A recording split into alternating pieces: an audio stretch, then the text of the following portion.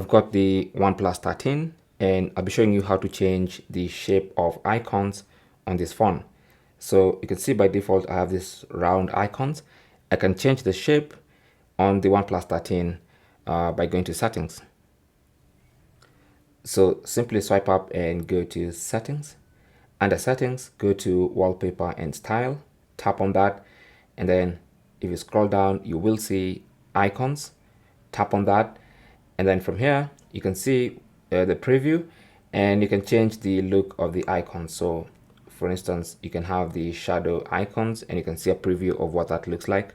You can have that type of icons. So now square icons, as you can see. Then you have these pebble icons, and then you can choose custom. When you choose custom, you can see there are very many different shapes. You have that one, you have that shape, and plenty of shapes that you can use for your icons. So for instance, if I want that shape, I just select it and apply. And that's going to be the shape of my icons on my OnePlus 13. So that's basically how you can do that. Thanks for watching. Don't forget to like and subscribe, and good luck.